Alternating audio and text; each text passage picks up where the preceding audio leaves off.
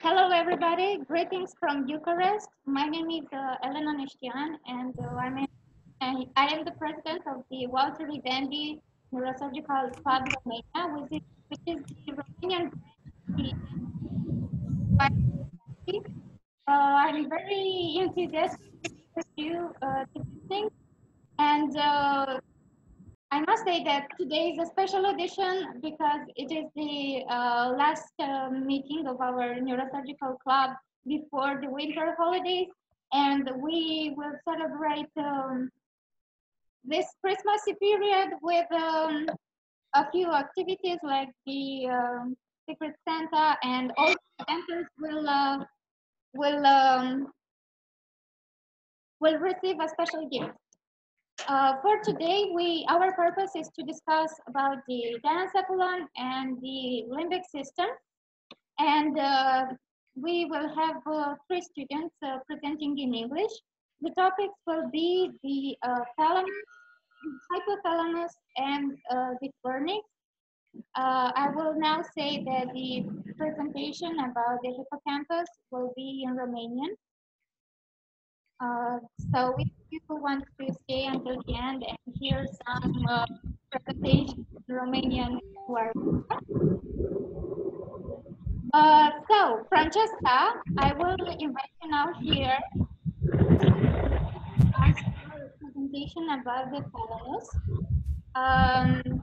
Before she starts, we would like to thank the people joining us on the panel.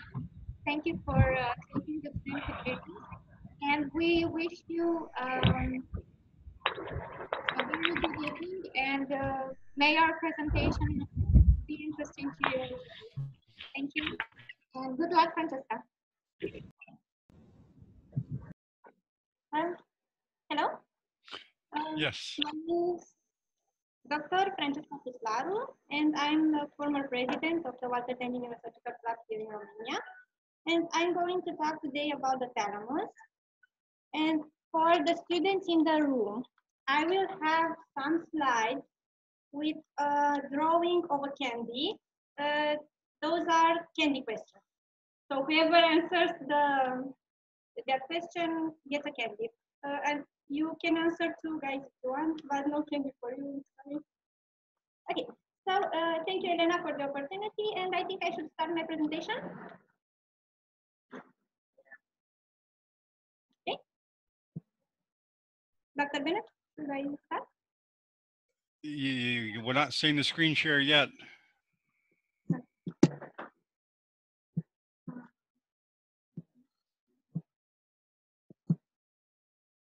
Is this working? Perfect.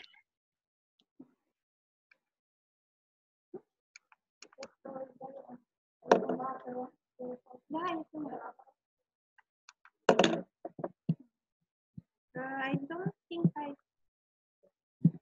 I'll use this thing. The slide changed, yes. Okay, I should have this to show. We're seeing the thalamus now. Okay, and you see the pointer. No? The red thingy?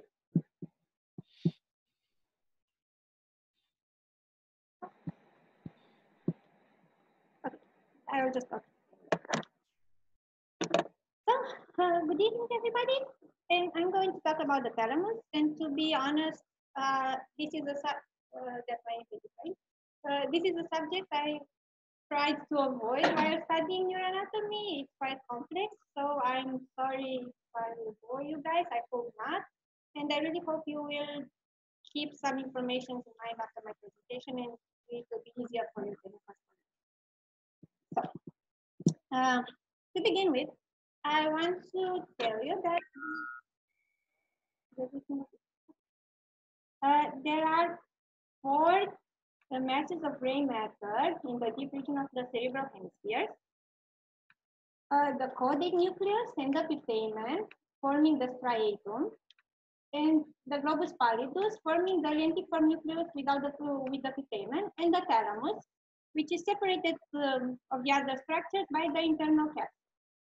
And I want to show you a video. I hope it works. I'm not sure how to maybe. Okay, just a second.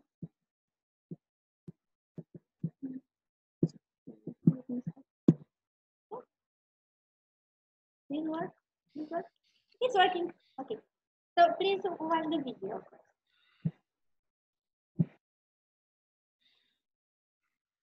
Basal ganglia anatomy.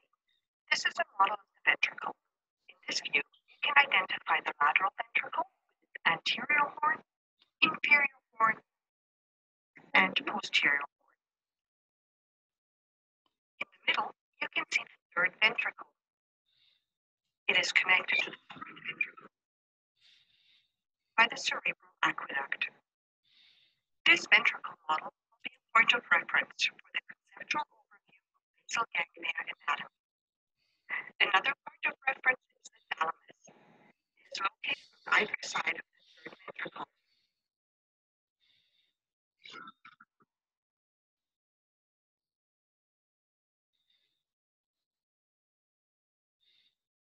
The first nucleus of the basal ganglia we will insert is the caudate nucleus. The caudate nucleus is a tadpole-shaped nucleus that swings around the thalamus following the lateral ventricle. Its head is in the floor of the anterior horn of the lateral ventricle.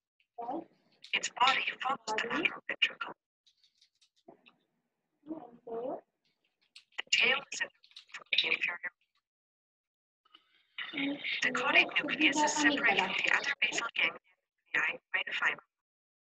These are nerve fibers traveling to and from the cortex. The superior portion of this fiber is corona radiata. It converges to the internal capsule, and then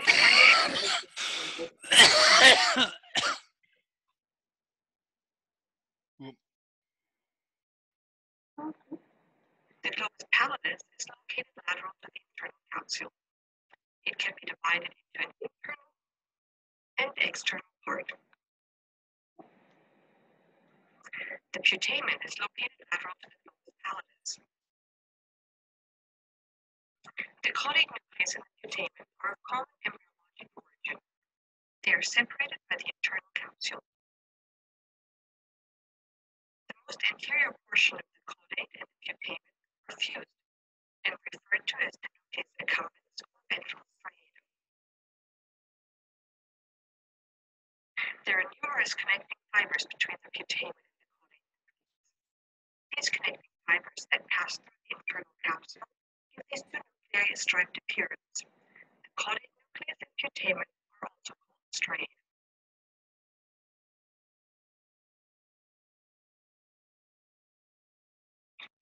Now look down onto the basal ganglia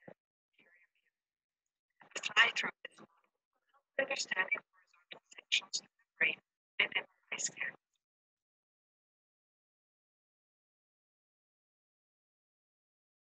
From lateral to medial, you can identify the putamen, the globus pallidus with its external and internal part, the internal capsule, the thalamus,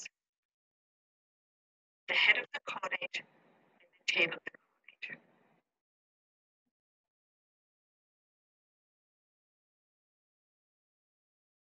These same features can be identified in this horizontal section of the brain. The putamen, the globus pallidus with its external and internal part, the internal capsule, the thalamus, the head of the caudate.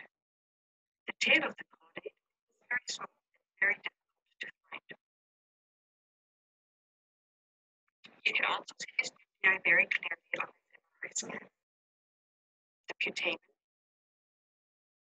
the globus pallidus with its internal and external part, the internal capsule,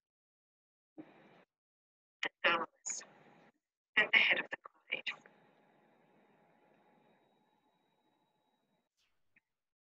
Now look at the model from posterior view. A fly-through of this model will help understand the coronal sections of the brain and MRI scans. From lateral to medial, you can identify the putamen, the globus pallidus with its external and internal parts, the internal capsule, the thalamus, and the head of the caudate. These same features can be identified as common extensions through the brain. The putamen, the globus pallidus with its external and internal parts, the internal capsule, the thalamus, and the head of the caudate.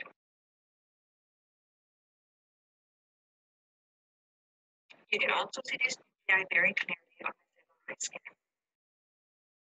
The putamen, the globus pallidus with its external and internal part, the internal capsule, the thalamus, and the head of the caudate. That's it. Clear enough?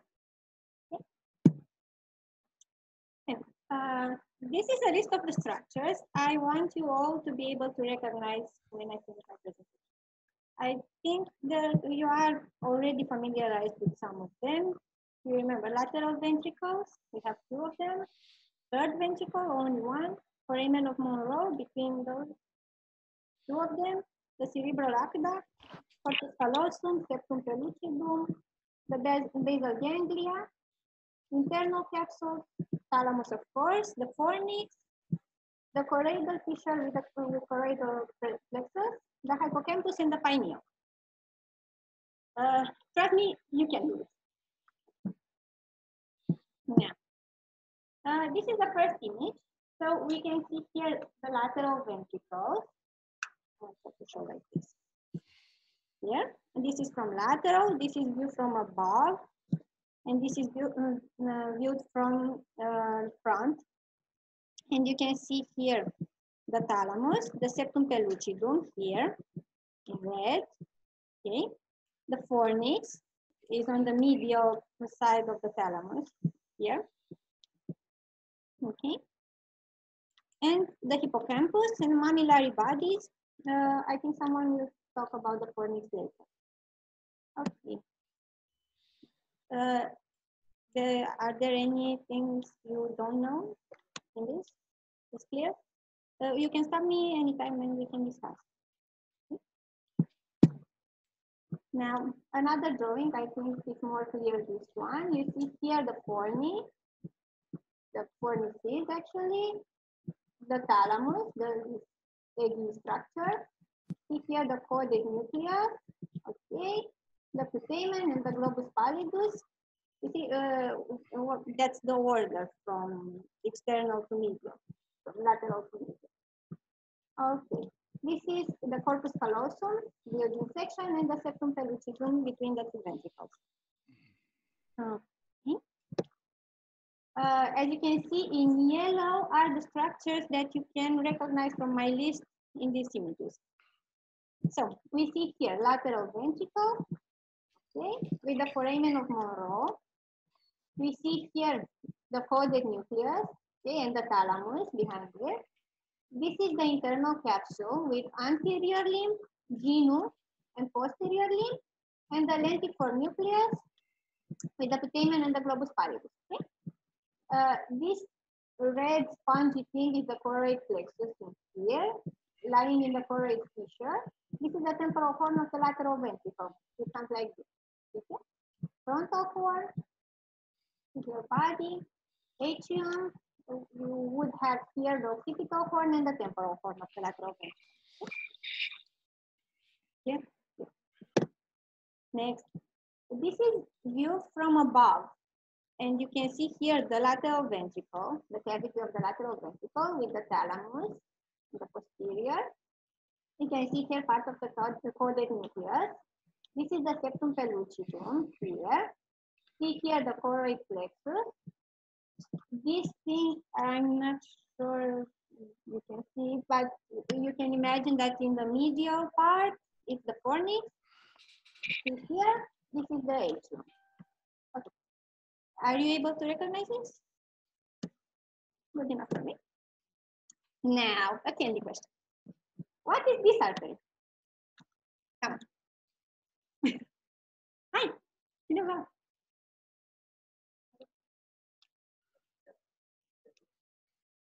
Very callous.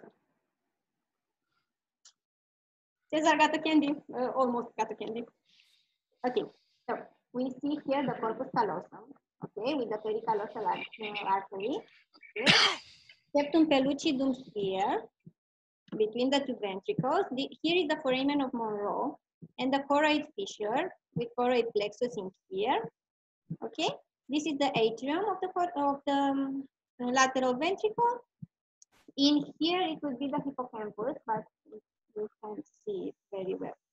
But what I wanted to remember, so corpus callosum, okay, here, septum pellucidum, going downwards or in the midline, okay, foramen of Monroe, here, fornix, trust me, it is here, it would be here, okay, choroid fissure and choroid plexus, okay? And here the hippocampus, okay, okay. I'm not sure it gets any better, so please bear with me. In here, again. Come on, let me hear it. Hi. Corpus callosum, okay. Septum pellucidum. Here would be the fornix, the body of the fornix. Here, foramen of Monroe. This is the thalamus in here. This is the inferior choroidal point where the choroid fissure ends. Here we would have choroid plexus. Here is the amygdala, okay, and the hippocampus is here. Next, another candy question, but yeah. Wait. This is the body of the fornix here. Okay, see the two fornixes with the choroid fissure and the choroid plexus. Choroid fissure here, choroid plexus above. Okay. And here would be the thalamus. And between the two egg-shaped thingies that are the thalamus, it's a bridge called, good job, interthalamic adhesion, if it wasn't clear enough. Okay. Next slide, another one from above. You see here is the genome of the corpus callosum. Okay, here the rostrum, which goes below the genome. Okay, you see here foramen of Monroe. This is how you see it in the operating room if you look from above the patient. Okay, see here in the center, the septum pellucidum here, the two fornices. Okay, the thalamus in here and in here. Okay, choroid plexus in here. This is the thalamus striate vein, and here in the lateral wall is the caudate nucleus, the head of the caudate. And what I wanted actually to show you on this image is that if you enter in an operating room and you only see one ventricle, one lateral ventricle, you can use the thalamus striate vein to tell you in which ventricle you are. You see? Here and here. Okay. I think Matei understands. And in here, you see here the rostrum of the corpus callosum, the genome, here, rostrum, genome, the body, and the splenium. But it's enough if you remember corpus callosum at this point. Okay. Here would be what? Good job, septum pellucidum. Okay. Here the foramen of Monroe. Here you have the thalamus with the interthalamic adhesion. Good job. And here you have the pineal. Okay. The hypothalamus is here, optic chiasm, and other thing is that I don't remember. I think it's enough. And now the real deal. For one candy, all the questions because I already told you what is that. So who tries? What's this? This foramen here? Monroe. Who wants the candy? Okay. I'm hurting people. Okay. This thing in the anterior to the thalamus. This thing. caudate nucleus, okay. This thing, the large egg-shaped structure I am talking about, the thalamus, okay. These white matter fibers in here, internal capsule. The fornix is on the midline. This is between, you see here, this is the thalamus, the caudate nucleus, and this is the lentiform nucleus, separated by the internal capsule, okay, with the anterior limb, a genome, and posterior limb, okay. And this thing, it's a fissure. A choroidal fissure. Yes, yes, good job. And choroid plexus, okay. So you can do it or not? Yeah, not that difficult. I know you can. Okay, this thing in the midline. Septum pellucidum, good job. And this thing here would be part of the Corpus Callosum. awesome. Yes, good job. Okay, Thank you, Marco. see here. It's a nucleus. Head of the caudate, yes. Good job. This thing in here, egg-shaped structure, thalamus. Okay. Fissure, Choroidal. fissure, yes. And the spongy thing, choroid plexus. See, smart guys. Now, once again, you can guess that this would be septum pellucidum. I'm not asking that. I think you already understand. This here would be the choroidal fissure, but you can see it very well. Okay, here the thalamus. I'm sorry, you can see the screen they are seeing, but it's too light to actually see the thing. And here would be the hippocampus. Okay. Now, and this is the superior temporal gyrus. I think you already talked about the gyri in another meeting. You see the temporal lobe has 3 gyri, superior, middle, and inferior. And you can see here the superior temporal gyrus, just to get an idea where these structures are situated. Okay, and the pericallosal artery here. Okay, this is quite the same. Okay, here would be the fornix. So what I want you guys to remember, actually, you have the corpus callosum, okay. In under it, immediately you have the septum pellucidum, okay. In the midline, which structure? Start with the fornix, okay. You have anterior head of the caudate coming like this, okay. You have the thalamus, the 2 masses of the thalamus, okay.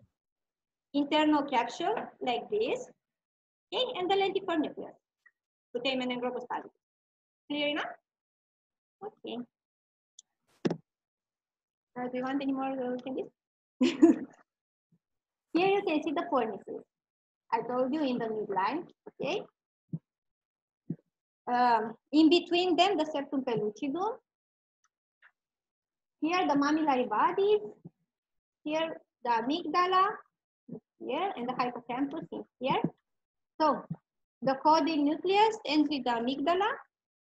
Okay, and the fornix starts from the mammillary bodies and goes all the way to the hippocampus. Yeah? It's not clear for my face. And in here, see here the genome of the corpus callosum. Once again, septum pellucidum, this foramen of Monroe, yes. Thalamus, yes. This thing in the midline. Fornix, yes, great. The choroid plexus, you can see again. Thalamus striate vein here. Thalamus striate and fornix with the septal vein, the internal cerebral vein. We'll talk about this later. And I have a lot of things left. And now we should see on the MRI. You can recognize the structures. So this thing should be the caudate nucleus. You see here with the head and the body and the tail. Okay, this is the thalamus. Okay, This is the cavity of the lateral ventricle in between all these structures. Here the thalamus, this thing, okay, the globus pallidus, the putamen in here, head of the caudate, okay. Fornix in the midline, this thing, okay. And here is the pineal, which is between the structures and a little below. In epiphyseal. Yeah. Okay. So caudate nucleus is the one that has the head. Okay, and you can find it also above the other structure. Okay. Here the thalamus. This is the cavity of the third ventricle. You see here the lateral ventricles. Here the third ventricle. Here the circumpelucidum. Putamen and globus pallidus. With, the globus pallidus has two portions, internal and external. You see here the hippocampus, here the mammillary bodies. This is still the lateral ventricle. So, I was supposed to be talking about the thalamus. And now, just about the thalamus. Thalamus is part of the diencephalon, formed by, surprise, the thalamus, the hypothalamus, I think Elena will be talking about it. Metathalamus, known to friends as geniculate bodies. Epithalamus, formed by the habenula, habenular commissure, via medullaris, and our friend the pineal. Okay. And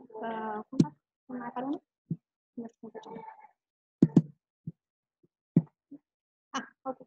And the subthalamus. With the biggest nucleus is the subthalamic nucleus. Okay. This as an introduction. I made this. So please admire my skills.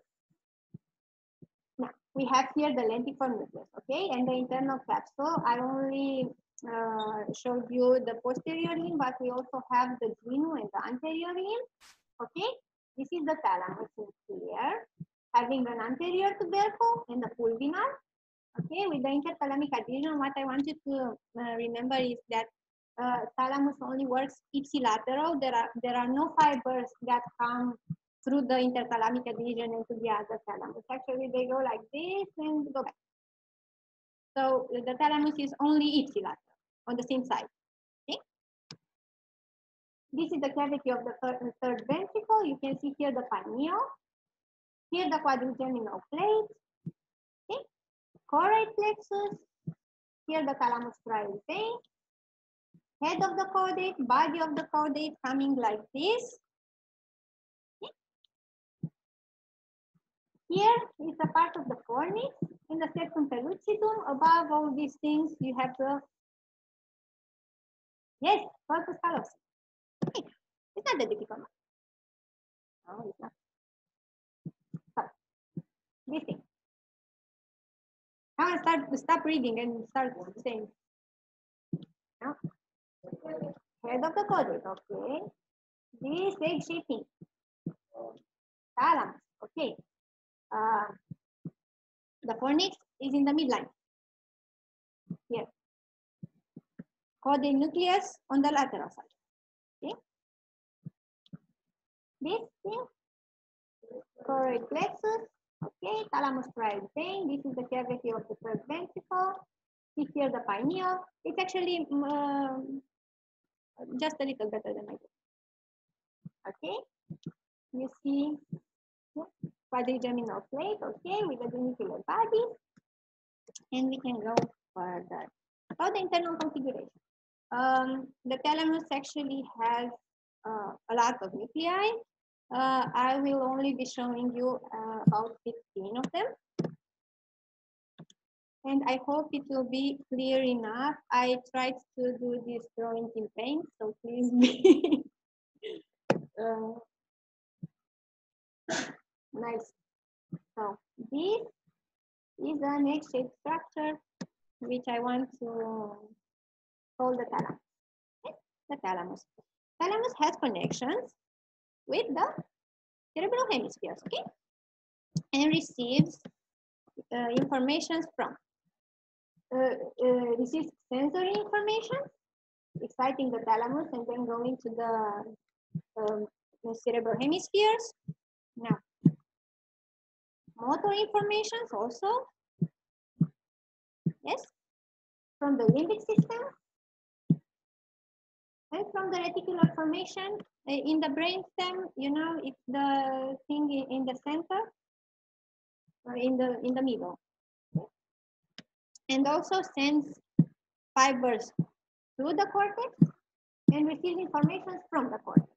So you can call the thalamus a relay station because all sensory information stops here before going to the cortex. Actually, the thalamus is that structure who gets all the information that we get from the organs that analyze everything and who decides where to send the different information in the cerebral cortex, because you know the cortex has different areas specialized for different functions, like somatosensory area, motor area, and so on. And the thalamus is the one who decides where to send all those information. This is why it's very important. Okay, so you can also call it a gatekeeper because it's the gate where the information come and then they go to the cortex. And also takes information from the cortex, modulates the information, and sends it back to the cortex. These are its functions. So you can have an idea where to put it. Now, this is the drawing the okay. You can trust me that in here, it's a lamina of white matter. So just to be clear, yeah, it is. on my slide it is. Let me. No. Okay, you can see me, but they can see me. Okay. So, what is a nucleus and what's the difference between a nucleus and a ganglia, please, for a second.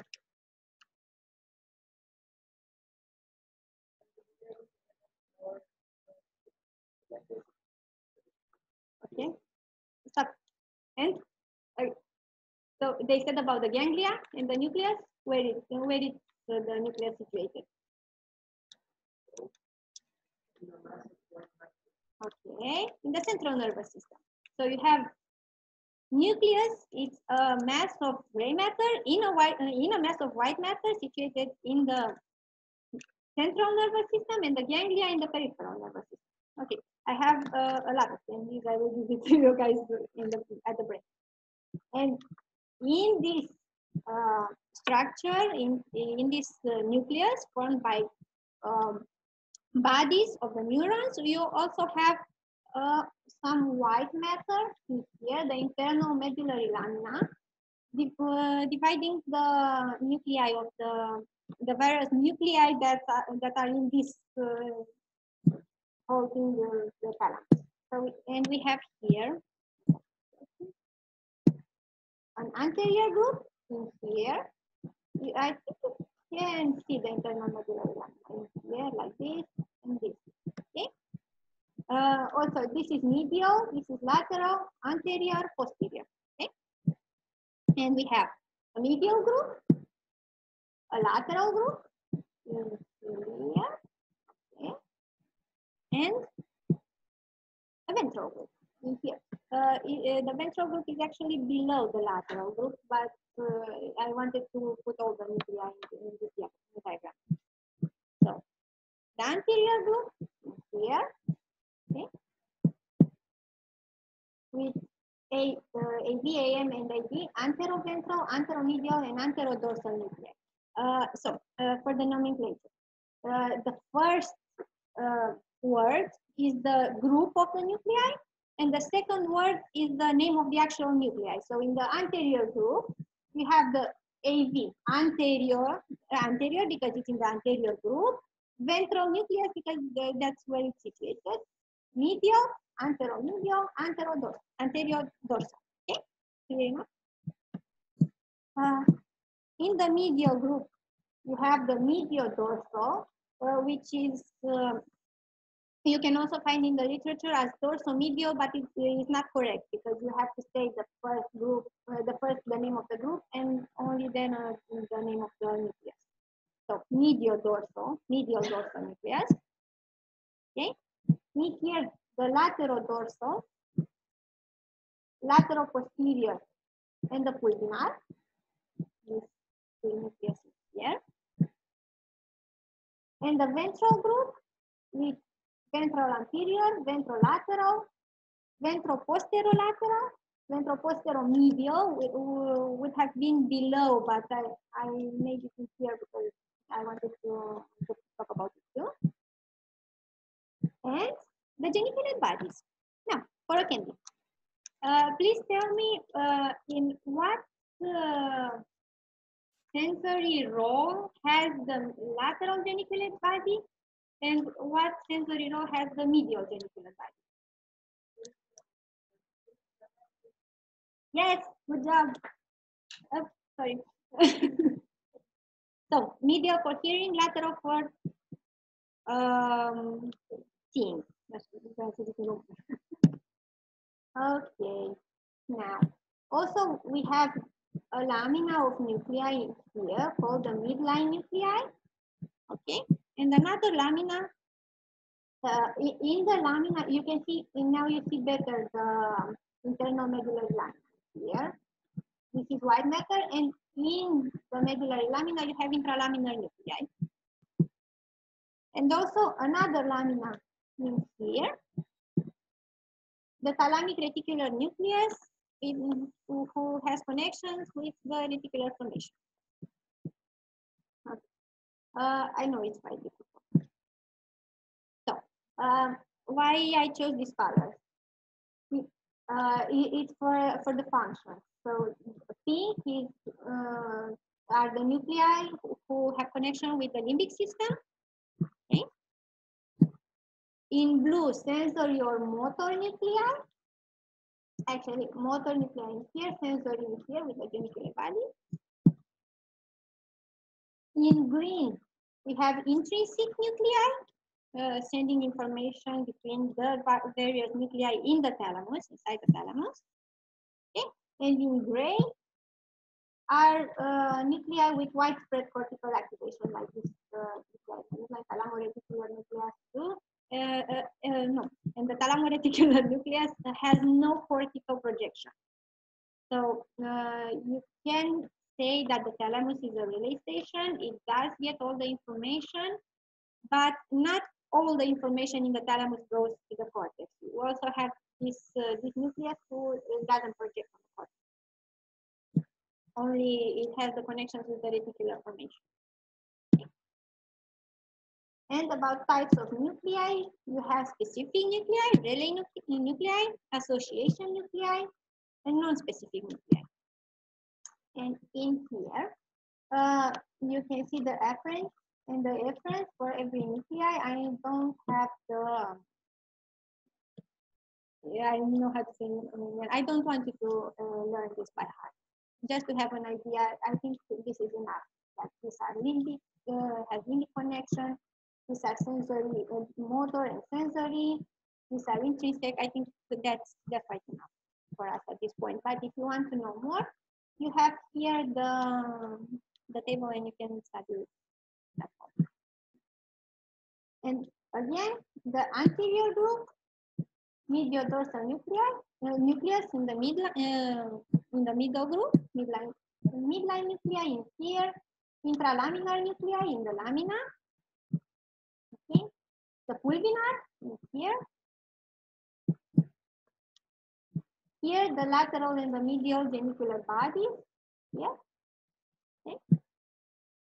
Ventral anterior, ventral lateral, ventral posterolateral, ventral posteromedial, and the thalamic reticular nucleus in here.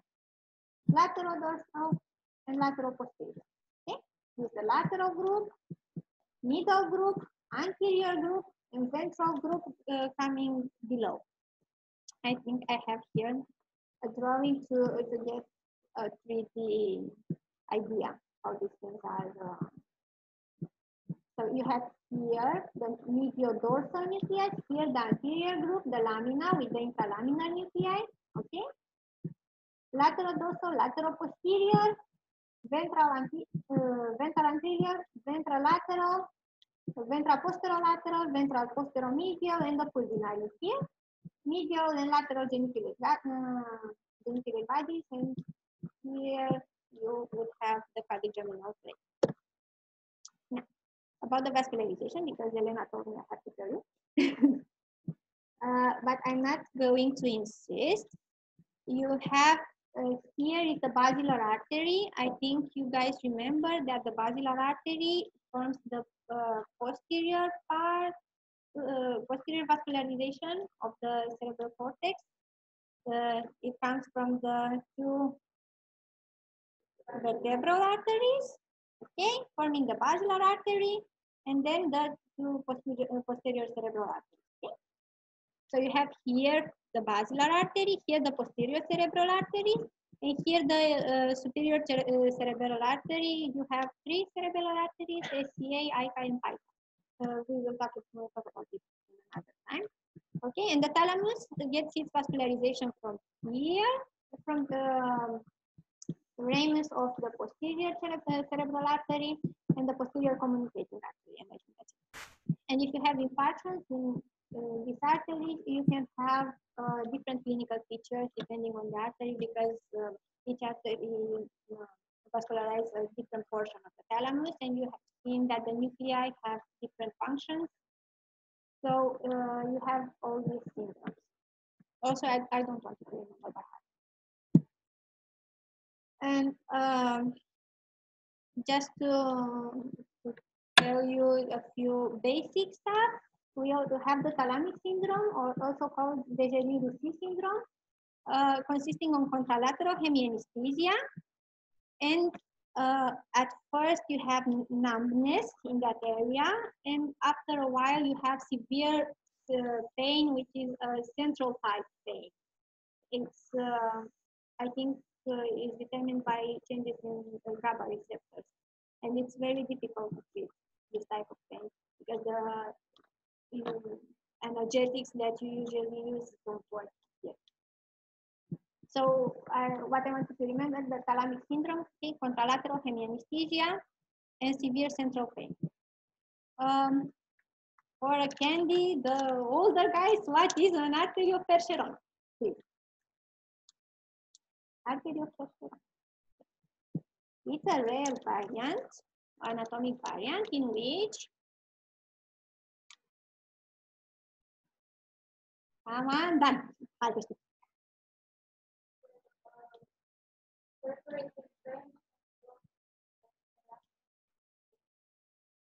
Okay. Yes, and this, it has all the perforating branches. This is artery of Percheron. You see, here are the perforating branches. I already showed you in last slide. See here, and this is a variant where all these perforating arteries come from only one artery. This is called the artery of Percheron, and I think you can imagine how bad it is if this artery gets plugged. And you have this syndrome with mental state disturbances, hypersomnolence, aphasia or dysarthria, amnesia, and ocular movement disorders, including vertical gaze pulse. Actually, all the thalamus is affected in this. So, Elena, head up. Yes. Also, I found some articles saying that the Korsakoff dementia, where have you heard about Korsakoff dementia? Alcohol, yes, good job. Good job. My guys are going to get fat. Some authors state that the Korsakoff dementia can be provoked by damage in the medial dorsal and anterior thalamus, and also the mammillary body. See here, I also put an article here if you want to read more. And also, absent seizures seem to be determined by lesions in the thalamus. So, you know, absent seizures, you know that don't only have motor seizures like how do you call it? Grand mal seizures. You also have petit mal seizures with absence periods of time where you lose your conscience, but you don't remember that happened. And this interferes severely with learning processes. You just stop and then wake up and don't remember anything. I think we will talk about it. And from a surgical point of view, because our club is called Walter the Neurosurgical Club, I found, I actually received this article of Spetzler, Robert Spetzler, dividing the thalamus in 6 regions used for different surgical approaches. You also can search for this article, or I can send it to you. And this is how it looks like. You have one region, antero-inferior, is here, yellow. Okay, 2 is medial, in violet. Okay, lateral, posterior-superior, infero-posterior, lateral posterior-inferior, and medial-posterior-inferior. Okay. You can see the colors with the region. And these regions have different approaches, because some authors still state that lesions in the thalamus, like cavernous lesions, are not surgically approachable. But in this article, they describe the 47, I think, cases who went pretty well using these approaches. Here, the orbitozygomatic approach, like this, for the anterior-inferior part. For the medial part, the anterior ipsilateral interhemispheric transcallosal. You go like this in between the hemispheres and through the corpus callosum, and you get it here. For the lateral, anterior contralateral interhemispheric transcallosal, so you have to come in this portion of the little lateral.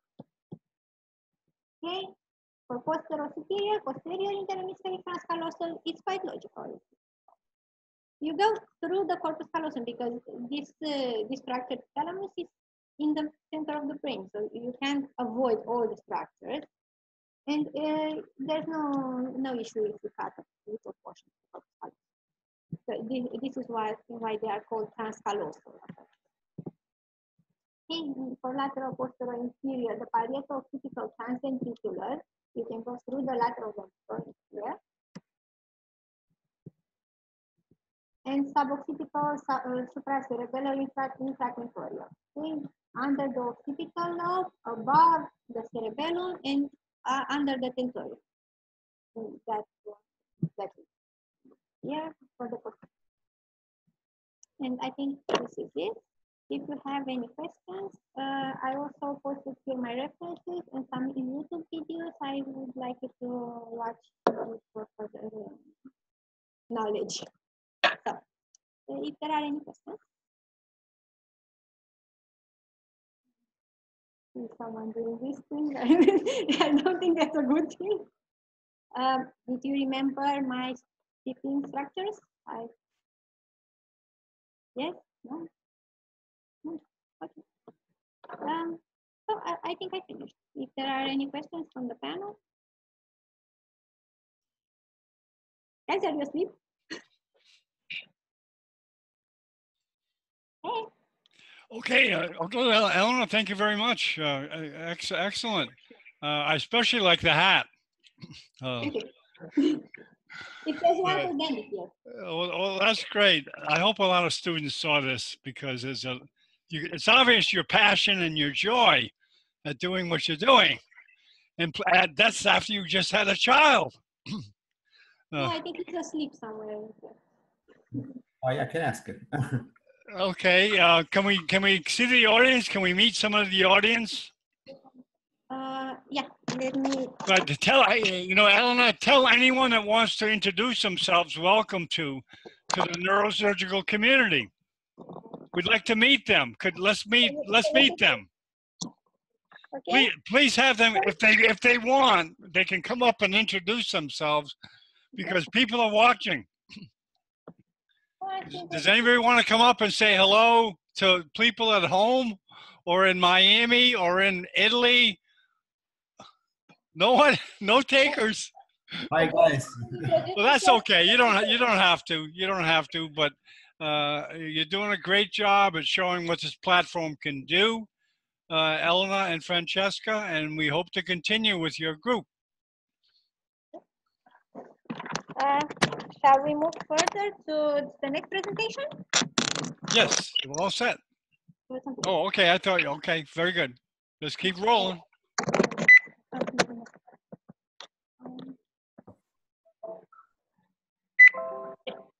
And for delivering us the presentation, she received the Christmas pen. Congratulations.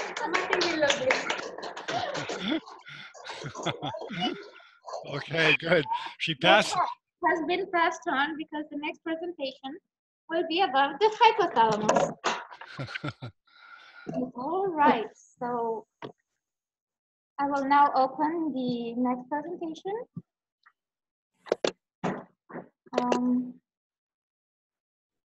Yeah, it will take some time to put the presentation on screen. How did you enjoy the presentation about the thalamus?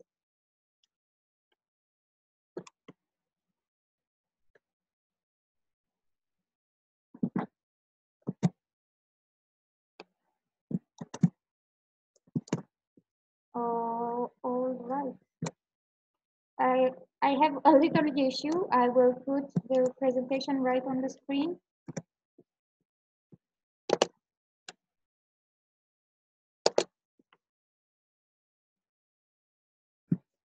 Okay, it's not yet on the screen, but it will be soon. Not yet, not yet. Yes, it will be soon. Okay. You'll get it, I'm sure.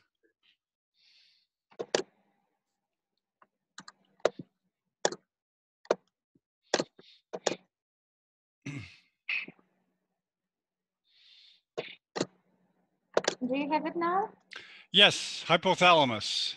Yes. All right. So the next structure we are going to talk about is the hypothalamus. It's also a challenging subject, and I hope everything will be clear for you. I will not go into very much detail.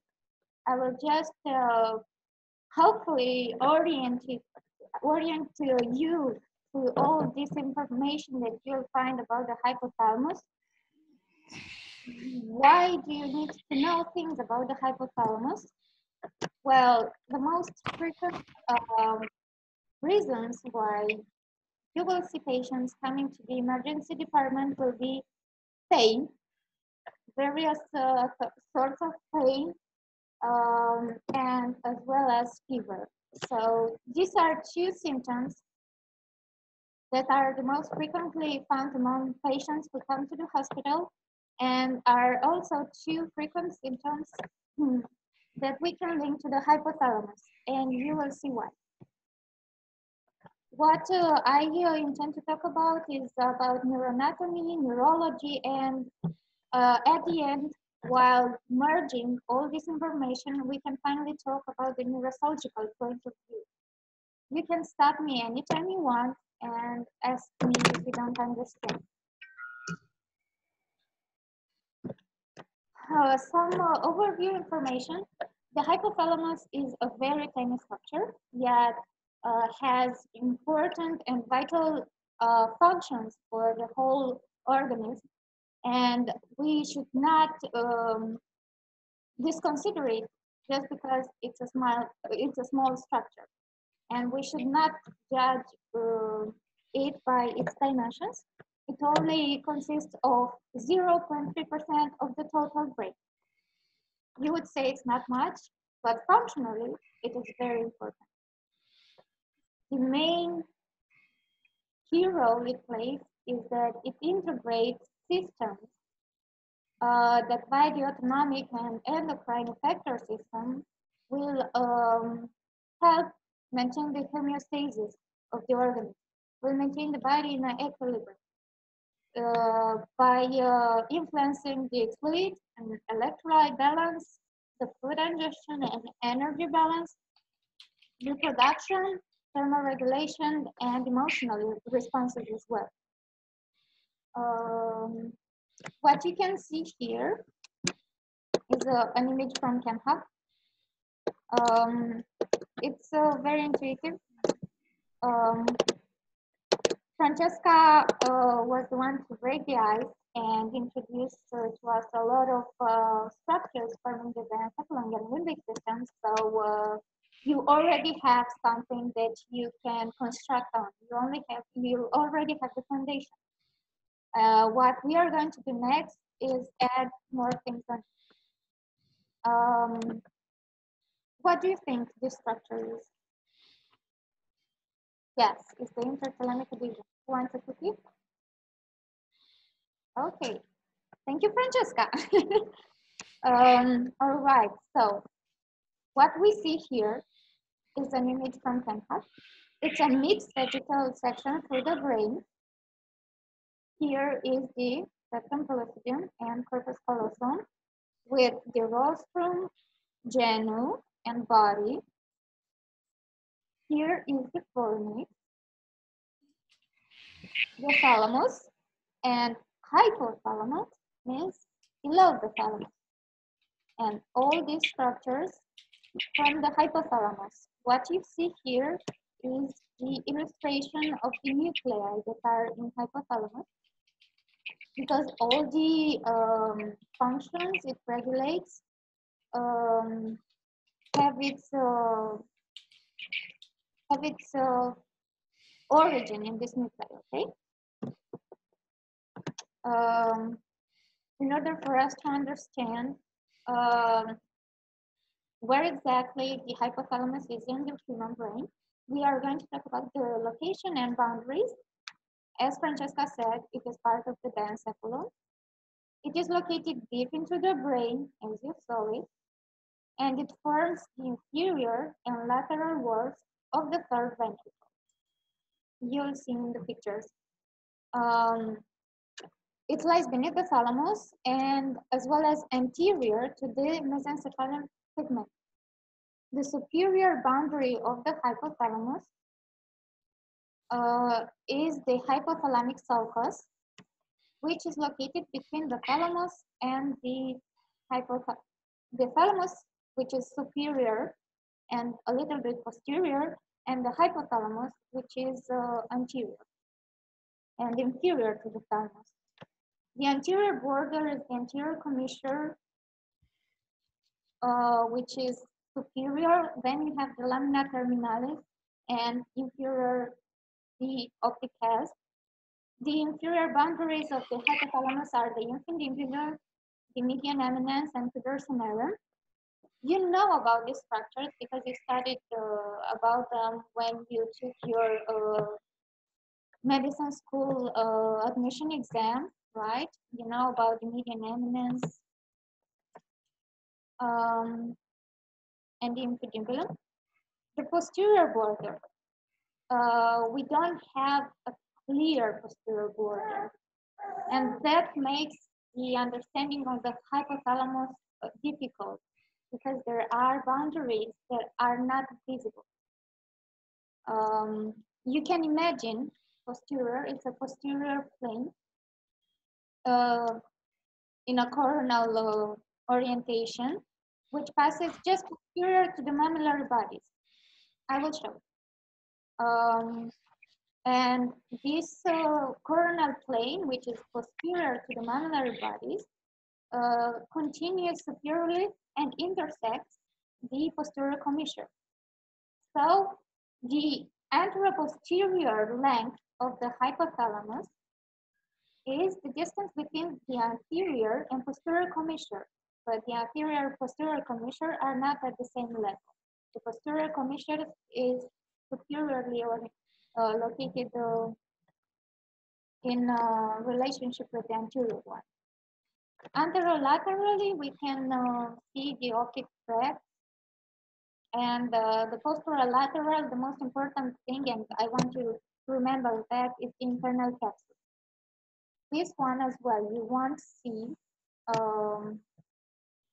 unless you cut the print. And I will show you a section. And this is what makes the hypothalamus so hard to understand. How much does it extend? Where is it? What are the boundaries of the hypothalamus? Here you can see the corpus callosum, septum pellucidum, vernix, the thalamus, and here is the hypothalamus. This is the hypothalamic sulcus, which is the superior border. Here we have the anterior commissure, lamina terminalis, and the optic path. Here is the infundibulum. Here we have the mammillary bodies, and as I said, to draw the posterior limit of the hypothalamus, we draw a line posterior to the mammillary bodies in a coronal plane. So approximately this would be the posterior boundary. Once again, we will show different pictures with the same structures, but as we repeat them and you see them from different perspectives, you will better understand the relationship of the hypothalamus with the surrounding structures. Corpus callosum, this green thing, what is it? The green thing. It's the vernix. Okay. The anterior structure, anterior commissure, lamina terminalis, optic path. Here we have the infundibulum, the mammillary bodies. This structure is called tuberous nervum. Here you can see that right posterior to the hypothalamus is the mesencephalon. Okay. Here you have the third ventricle.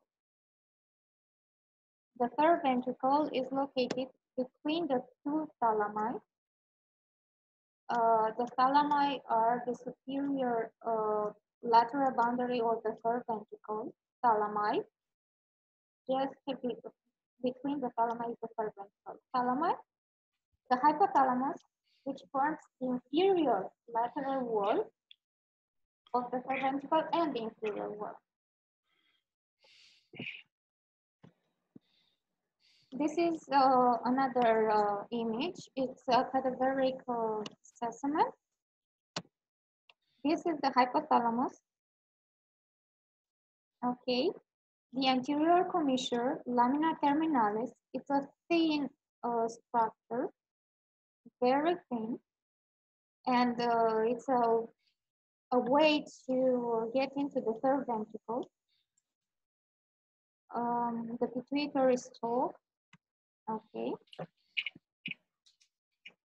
As you can see, the hypothalamus is a very it's a very hard to define structure. You have to know its boundaries in order to orient yourself where the hypothalamus is. There are not so many visible structures, at least not for all the orientation. This one is a more lateral section because you can see vernix. That one was more to the midline. We go to the lateral a little bit. Once again, we have corpus callosum. This is the pericallosal artery, callosum marginal artery, the vernix, hypothalamus. About here would be the thalamus. The mammillary body. You can see very clearly how the vernix continues with the mammillary bodies. This is the third ventricle, and here you can see how it continues with the aqueduct of Sylvius and then with the fourth ventricle. and the posterior and posteriorly located to the third ventricle are important veins, and all the deep structures are sending the venous blood to the venous vessel.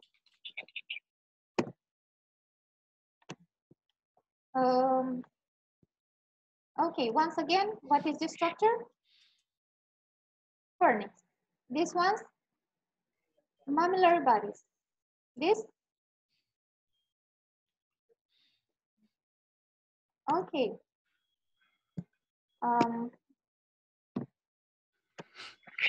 This is another specimen.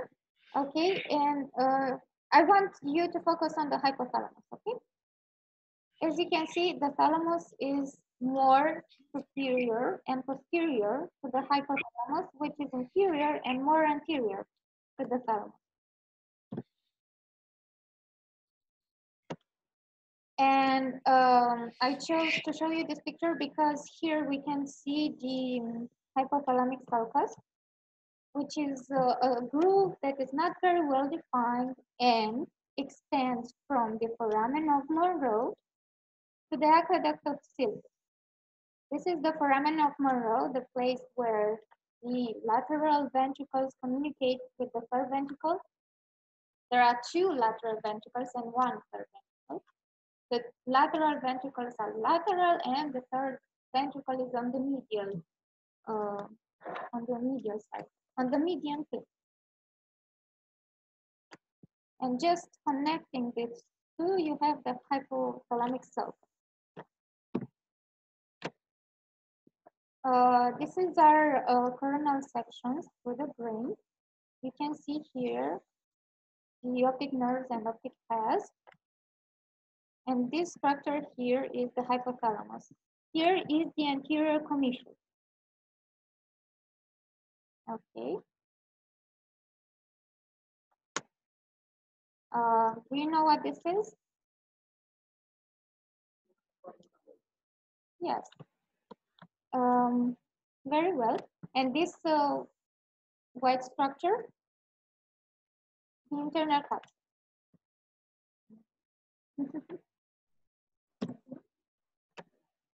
Okay. Once again, here you see the lateral ventricles, which are superior to the third ventricle, and this is the third ventricle. And the thalamus forms the superior part of the lateral border of the third ventricle, and the hypothalamus, the inferior part of the lateral wall, and as well as the inferior wall. The internal capsule runs like this.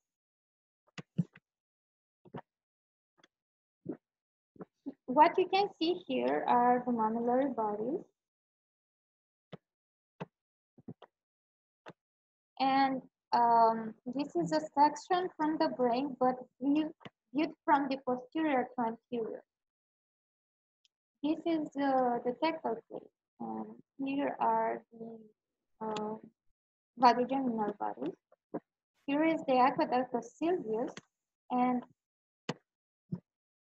do you have any idea what? Oh, I lost my internet connection. Hello, can you hear me? Yes, we can hear you. Okay, thank you. And what you see here is the hypothalamus, but viewed from superior. And this recess that comes inferiorly from the third ventricle, can you guess what it is? The aqueduct of Sylvius is here, is posterior. So this is posterior, and here is anterior. Here is the infundibular recess, okay, which continues to, which points to the hypophysis. This is an inferior view, and here you can see the optic nerves which form the chiasm and then divide with optic cracks. This is the tuber cinereum, which infundibulum, and the mammillary bodies most posteriorly. This is the olfactory tract. This is the oculomotor nerve. So first pair of cranial nerves, the second and the third, they are oriented from the superior to the inferior plane.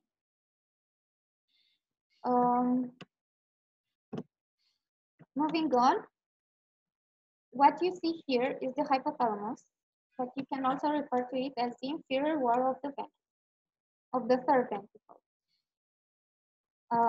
Here you have the midbrain. Do you think what this structure are? This. Yes, very well. Those two structures are the cerebral peduncles. And we, between the cerebral peduncles and the mammillary bodies, we have the posterior perforated substance, to which perforating branches go to the thalamus. And this is the anterior perforated substance. And also, this is the third cranial nerve pair, which run medial to the cerebral peduncle. And also, they are lateral to the mammillary body. So, the inferior part of the hypothalamus from anterior to posterior is formed by the infundibulum, median eminence, mammillary bodies. Okay. Here we can see the same view, but it's painted and with arterial branches added.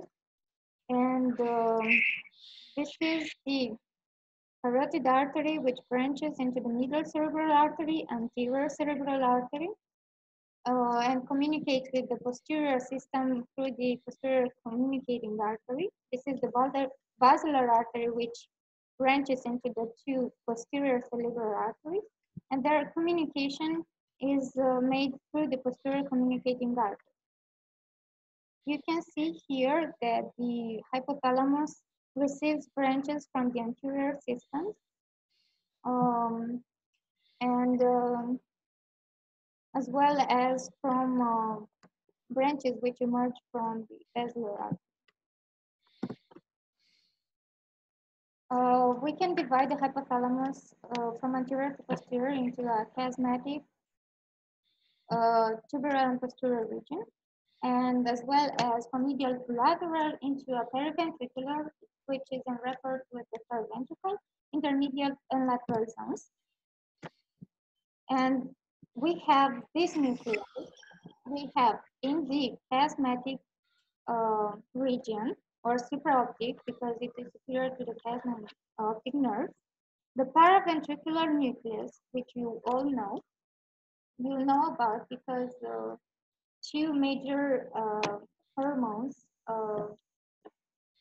vasopressin and oxytocin, are linked to this nucleus, to the paraventricular and supraoptical nucleus. You know about them. They are here in the anterior part or chiasmatic part of the hypothalamus, as well as the anterior nucleus, preoptic nucleus, and suprachiasmatic nucleus. Next, we have the tuberal region, or infundibular tuberal, which is between the preperistaltic and the mammillary bodies, and it contains the dorsomedial and the ventromedial nuclei, as well as the arterial one. And then, posterior, we have the mammillary bodies and the posterior hypothalamic nucleus. There are many nuclei, and I will just want to show you how you can orient in order to understand how they are located. Here you can see the lateral part of the hypothalamus. This is the fornix that is linked with the mammillary bodies, and there is a tract connecting the mammillary bodies and the hypothalamus and the thalamus. It's a mammillothalamic tract. Why do I tell you about this? Because as you saw, the visible limitations of the hypothalamus are very hard to define. So even harder it is to know where these nuclei are. But you can orient yourself by using these white tracts, which divide the hypothalamus into a lateral part, which is lateral to these structures, to the fornix and the mammillothalamic tract, and the ones located medial to them. And all these nuclei are medial to them, okay? Lateral, medial. And this is the nucleus. This is the ventromedial nucleus, dorsomedial nucleus, paraventricular nucleus. You can see that it is in contact with the ventricle, which would be oriented towards us. This is the medial side. This is the preoptic nucleus. And the supraoptic nucleus, you can see here that it is divided into three distinct nuclei: dorsolateralis, dorsomedialis, and ventromedialis. Here is the anterior commissure, lamina terminalis of the head. Okay. This is supraoptic because it is located superior to the femur. This is another image with the nuclei. And what I want to show you is that there are different representations of the nuclei. In fact, they're very hard to define, and there is not a clear consensus of where they are. And these nuclei are actually a set of neuron groups that have common phylogenetic, developmental, psychoarchitectonic, synaptic, histochemical grounds. They are, so as to say, they are groups of neurons located in the hypothalamus, but they have different functions and different cellular components and so on. And this makes the scientific community classify them as such. I chose to tell you this because it's interesting, because while the hypothalamus contains a few large myelinated tracts, many of the connections are diffuse and unmyelinated, and the precise paths of many afferent, and intrinsic connections are still uncertain. So there's a lot of mystery regarding the hypothalamus. So if you are not very sure about certain things regarding the hypothalamus, maybe you have a read. In this picture, we can see the periventricular area, the intermediate area, and the lateral area. Imagine that this is a very, very small portion, and we still divide it into even tinier portions. What is very distinct is that the lateral part is lateral to these white matter tracts. Okay, here would be the fornix. We can help orient by the fornix.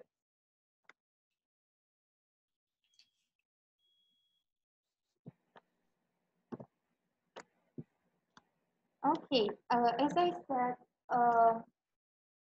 the hypothalamus controls the body, the autonomic nervous system, and also through the endocrine system. And there are certain hormones that are produced here and then released into the circulation. And in this table, you can see which substances are produced. The paraventricular nucleus produces vasopressin and oxytocin. and the supraoptic one vasopressin. The suprachiasmatic nucleus is considered to be the master clock. What does it mean? It means that it regulates uh, the circadian clock. The biorhythms are set by this nucleus. And okay, I would like you to remember this, that the suprachiasmatic nucleus is the master clock of the body.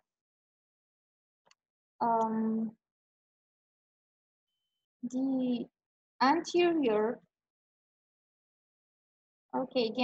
nucleus is regulating the body temperature. But you don't have it here because we were oriented by the hormones. Okay. Growth hormone, releasing hormone is secreted in the arcuate nucleus as well as dopamine.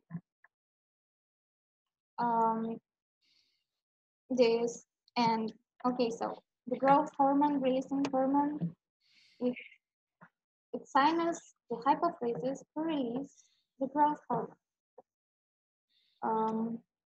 But the somatostatins inhibits the hypophysis to release the growth hormone. We will be talking about these interactions at the next meeting. I see that maybe it's not that interesting. Well, it's actually hard to understand. That's why you can see this video on YouTube, which helps you to better remember these nuclei.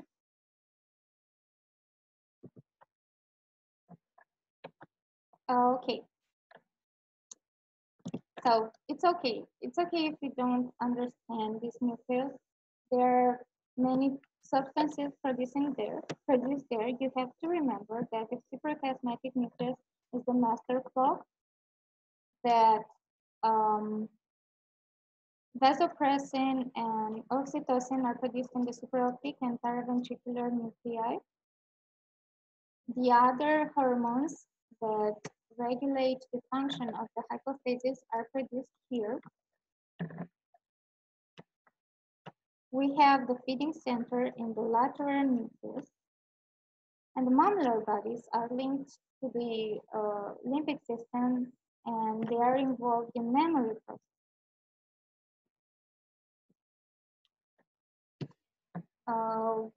As we will go on with the discussion, you will better understand when we talk about the circuitry, the things that are linked with the hypothalamus.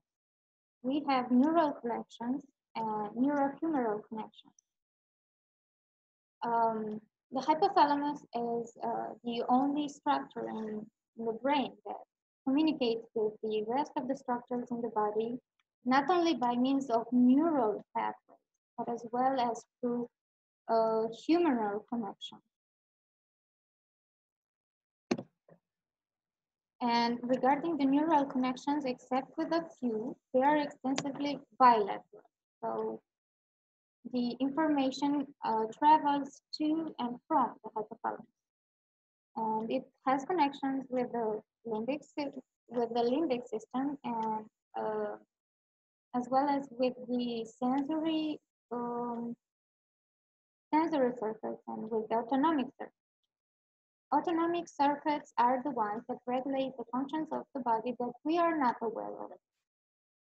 It's about the heart rate, the motility of the gastrointestinal tract and digestion and sweating and all of this stuff that we are not aware of because we are simply used to them happening without us noticing. The body takes control of it and it makes it work.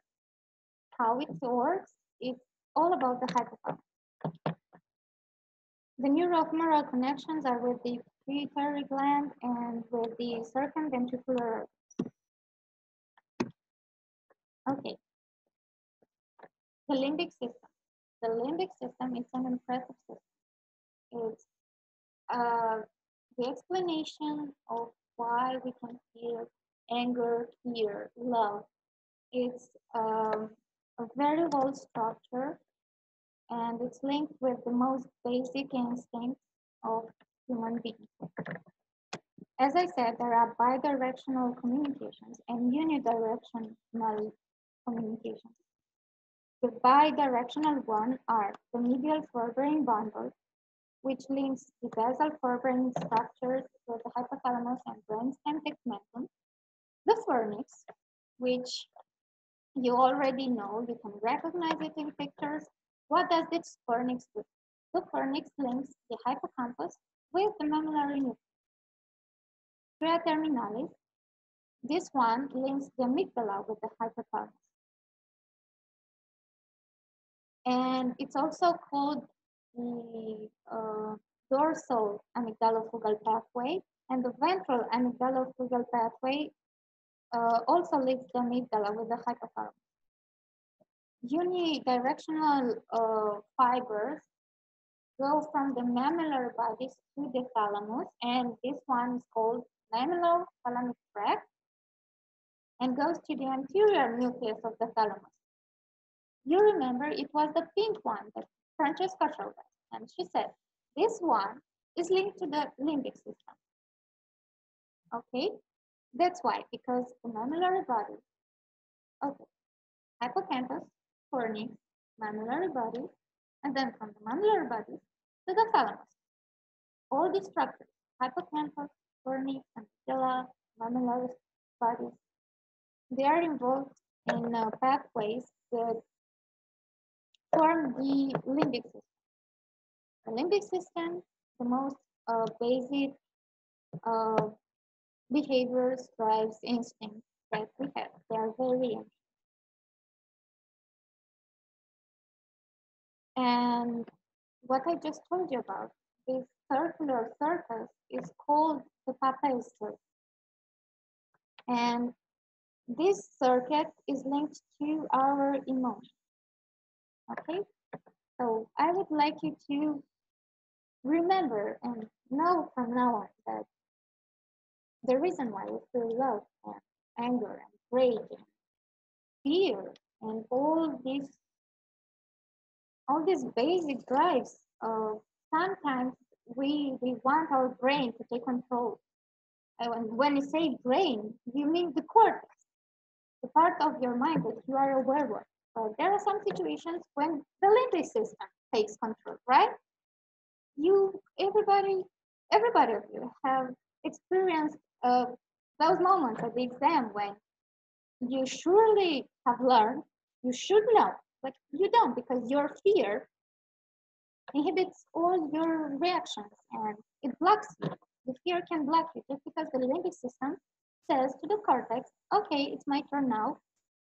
Yeah, I'm the boss now. And then we have the mammillotegmental tract, which links the mammillary nuclei to the brainstem tegmentum, and it goes far down to the lateral gray of the spinal cord. Okay, all this discussion, you see how simple it is to understand when you actually visualize, okay? This was actually what some of the information I have received during my second year. And it was so hard to memorize all of this because I couldn't see them. I couldn't understand. Or I read them and I said, okay, so the hippocampus and the hypothalamus have connections. Okay, hypo, I can understand that. But I forgot because I couldn't visualize. I learned those stuff for the exam and then I forgot. I hope that if you see these images, this information will stick with you. And I have tried to cover all of these very hard to remember tracks and show you the pictures so that you can understand and remember. Okay, you saw the fornix, you saw how it looks like, where it goes from and to. This is the inner circuit. Okay, the hippocampal formation gives rise to the fornix,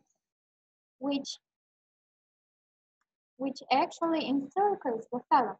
It goes from its posterior part, superior, and then anterior part. Here we have the foramen of Monroe. And you have to know that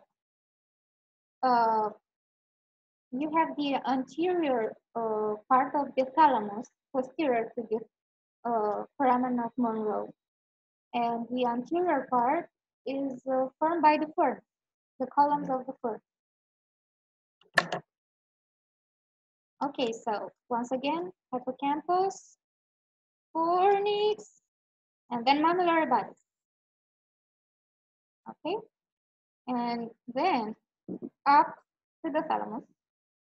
It's a anterior part.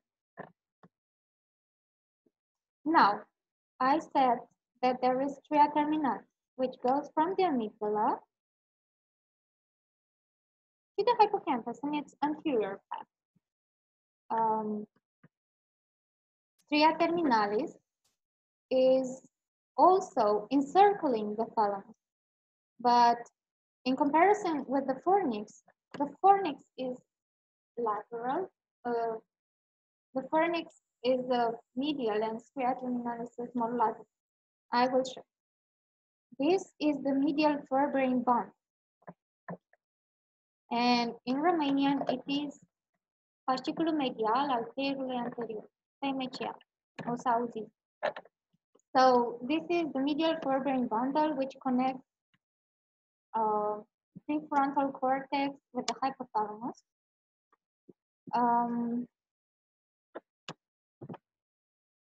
And as I said, it goes from here all the way down, and we have the mammillothalamic. Once again, this is the circuit that forms the trapezoid. Okay, hippocampus, fornix, mammillary bodies, thalamus. And what you can see here is the ventral amygdalofugal pathway, because it is anterior. And this is stria terminalis, posterior, amygdalofugal ventral, and dorsal amygdalofugal pathway. I talked about stria terminalis, and this still is a cadaveric specimen, and it is the same view that you will have if you go into surgery on the lateral ventricle endoscopic view. And Francesca said you can orient yourself in which ventricle you are by looking at the thalamus striate vein and the choroid plexus. The fornix runs through here, it's on the medial side. And here is the thalamus striate vein that goes to unite with this. And here is the foramen of Monroe. Here you have the columns of the fornix, and here you have the thalamus. So the foramen of Monroe is between the columns of the fornix and the anterior part of the thalamus. Okay, here the part where the stria terminalis courses is called the hypothalamic sulcus. It's a group in which the stria terminalis and the thalamus striate vein course. You do not see here because it's located below the vein. And maybe this is the reason why you'll find it very hard to understand where stria terminalis is, because even if in very good books, you still can find it because there are structures covering it. But you know that it runs below the thalamus striate vein.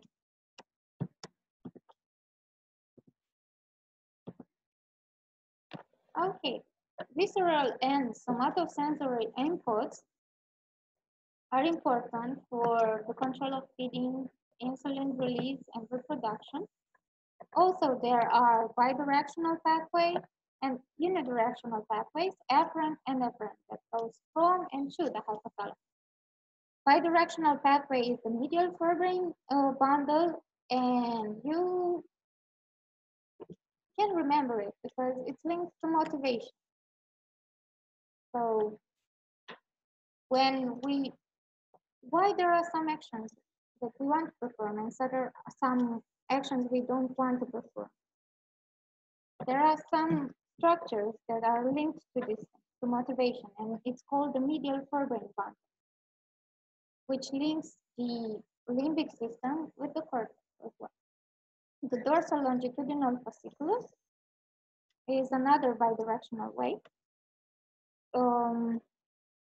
Unidirectional afferent patterns are the spinal hypothalamic tract. You know about the spinal thalamic tract because it brings input to the thalamus, which Francesca said it's a gate to the cortex. It says which and how the sensory input from the periphery goes to the cortex. There is also this spinal hypothalamic tract that runs along with this one, and it's important because it sends information concerning pain and interesting, as well as the input necessary for orgasm. I don't know. And as well as the retinal hypothalamic tract. So it only goes one way, from the retina to the hypothalamus. And this one is linked with the suprachiasmatic nucleus. And it is responsible for maintaining the circadian rhythm in the light-dark cycle. I will tell you more about this in a minute. And efferent pathways that go only one way are the hypothalamic spinal tract, and this one is linked with the autonomic nervous system because you know about sympathetic nervous system and parasympathetic nervous system. This tract is the one connecting the hypothalamus with the periphery because it goes to the spinal intermediolateral cell canal. Here are the cells that will later form the peripheral part of the autonomic nervous system. And there is also a projection to the thalamus and cortex, and it regulates the sleep-wake cycle. What you can see here is the medial forebrain bundle, and goes from cortical areas through hypothalamus and then spinal cord, as well as the dorsal longitudinal fasciculus.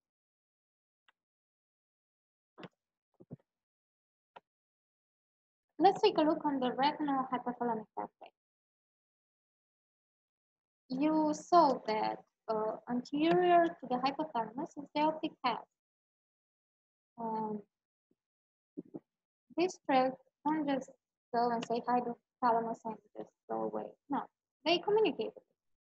And this retinal hypothalamic pathway is different from the other fibers forming the optic nerves and tracts because they do not send visual information. Instead, they just say to the hypothalamus that there is light or there is not light. And there are different types of retinal cells that are not cones and not rods. There are different types, and they have a different type of pigment. It's called melanocyte. It does not send visual information. It's just a type of switch, on or off, and says to the hypothalamus, it's day or it's night. And this is very important in regulating the circadian rhythm. And as I said, the hypothalamus regulates the sympathetic and parasympathetic autonomic nervous system. And this is the tract, the hypothalamic spinal tract. And let's say that a dog comes and attacks. What happens is the hypothalamus is informed by afferent pathways that there is a stress, there is a danger in our world, because this is what it does. It integrates us into the world and then dictates the response. And this response is linked to the limbic system. So will you be frightened? Will you fight? Or will you run? It depends on which type of person you are. Okay, are you a brave man? You'll have the courage. Are you a brave man, but you know that you don't have a chance? Okay, you'll activate your sympathetic nervous system. Your blood pressure will go high, as well as the heart rate.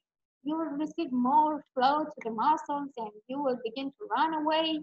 And as well as the bronchus, they will dilate in order to help you receive enough air in order to sustain your efforts to run. It's all here. This is very much information. Okay?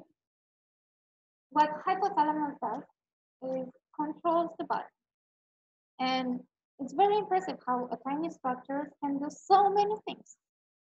Okay, its connections with the body are almost everywhere.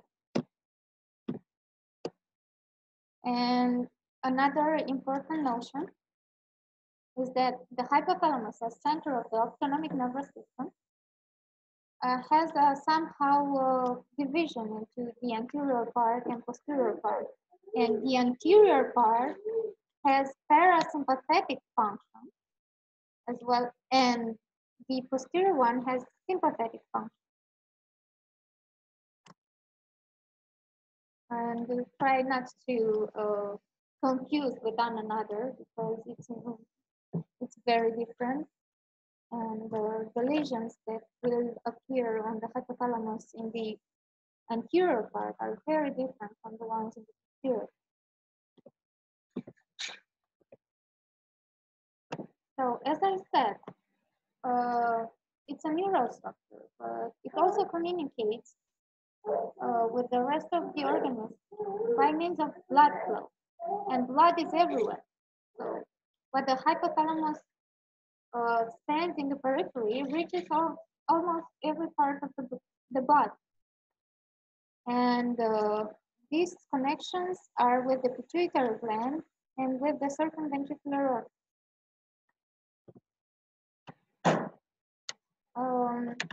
This is the hypothalamus. This is the hypophysis, anterior and posterior. This is the paraventricular nucleus, and this is the supraoptic nucleus, and paraventricular and supraoptic. And you know that these neurons have axons that goes to neurohypophysis. And what is important is that the neurohypophysis does not secrete, the hypophysis in its posterior part does not secrete itself the hormones. They are just released into the bloodstream, whereas the hormones that come to the anterior part of the hypophysis, well, these axons are shorter. And here at the pituitary stalk, we have a plexus of blood vessels. And here, the inhibiting or releasing hormones from the hypothalamus go then here through this venous system to the anterior part of the hypophysis and cells, release hormones to the thyroid gland, to the suprarenal gland, and so on. And these certain ventricular organs are shady organs, you might think. You don't hear about them very much. So this might be your only chance to hear about them. There are special places in the brain where the blood-brain barrier is permeable. So substances can get to the brain and it will detect them. These are the organum vasculosum here. Okay. And this one is linked with fever because, when there is inflammation in the blood, the immune cells produce substances like tumor necrosis factor and interleukin-1.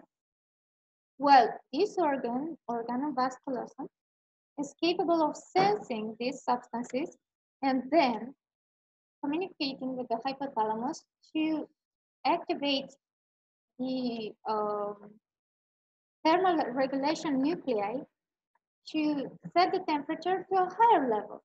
Why does the hypothalamus do this? Why this change? Because in order to obtain the homeostasis of the organism, it says the immune cells replicate at higher temperature. And this high temperature is very hostile to the pathogens invading the earth. And this is the mechanism of fever. The hypothalamus sets up a higher point for temperature, which allows the immune cells to proliferate better and the pathogens to be vulnerable and be destroyed by the immune cells, the immune system cells. We have the median animus, and together with the organovascularism, they are involved in the feedback in the neuroendocrine control. Also, we have area postrema here, at the inferior part of the fourth ventricle here. And area postrema is the place where chemotactic substance, where chemotactic triggers certain substances that we do not like get into the bloodstream, and where they are here, they say to the hypothalamus to induce taste aversion.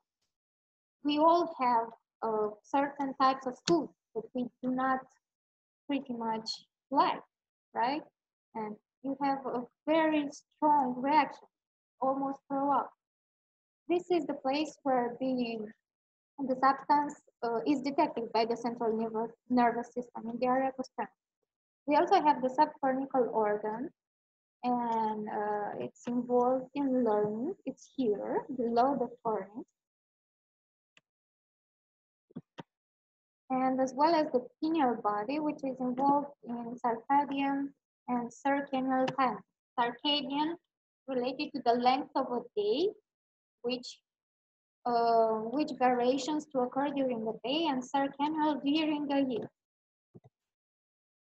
And here you can see all of these connections. The cortex and the spinal cord, they are connected, and this is the medial forebrain band.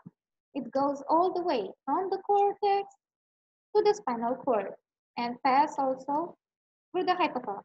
This is the Papez surface, which goes from the hippocampus, fornix, hypothalamus in the mammillary nuclei, and then the anterior thalamic nuclei.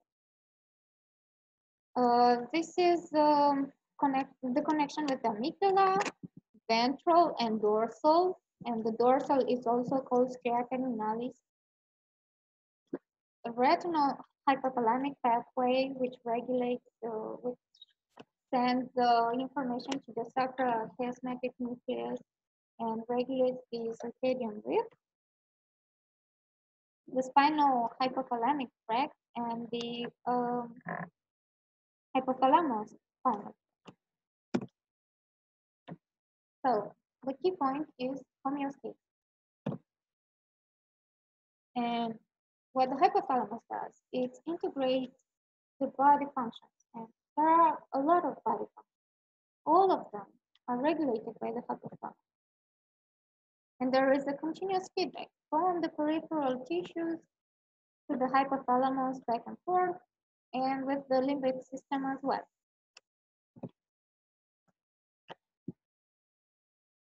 It's very scary at some point, but how can it regulate homeostasis if it does not have multiple functions? And here we can see how many functions the hypothalamus has. It's involved in fluid balance and milk laydown. You know, there are those hormones, also oxytocin, and luteinizing hormone and follicular stimulating hormone, and so on and so forth. The sexual hormones, they're linked to with the sexual activity, with reproduction. And I recall you the spinal hypothalamic tract, which was involved in this, and it's a continuous communication between neural structure and endocrine structure. spinal hypothalamic tract, and all those hormones, they're all in balance. Appetite, feeding, thermoregulation, and motion, and short-term memory, all of this. And these are the nuclei that are associated with it. The mammillary body, short-term memory, okay? And all of these circuits with the limbic system. When there is something that you enjoy very much, you remember it. When you go to courses and you don't want to be there or they are boring, you won't remember them because you don't like it. And the limbic system is responsible for that. So you have an excuse. Okay, so the main functions, thermoregulation, homeostasis. When it is cold outside, the body starts to shiver and produce more warmth. When it's too cold, the hypothalamus regulates the autonomic nervous system through the sympathetic path, and we sweat and we have parasympathetic. We sweat and we dilate our blood vessels, and we get rid of the excessive heat. The neuroendocrine control, you can see all of these organs all over the body. Feeding and satiety, we have nuclei in the hypothalamus that regulate hunger. It says when you want to eat. And this one is lateral, and medial says, okay, I'm full, I'm gonna stop now eating, okay? All of these are controlled in the hypothalamus. As well as the rhythms, circadian rhythm, circannual rhythm. And here you can see, now it's daylight, okay? The sun is up. Retinal cells are stimulated by the light. They are not the cone cells or the rod cells for color. They are different types of cells. They have melanopsin.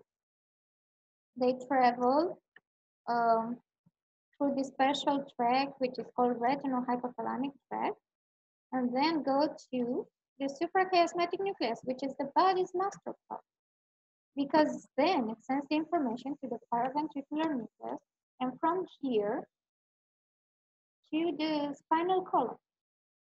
And when there is light, the superior cervical ganglion is inhibited. But then, when there is not light and when the suprachiasmatic nucleus is not being stimulated, the superior ganglion takes control. And then, through connections with the pineal gland, it stimulates it to produce melatonin. And this signals the body, it's night, it's time to go to bed, okay? To take a time off, to let your body recover. You don't need to be awake, let all the physiological functions take over and the body recover from the day and so on.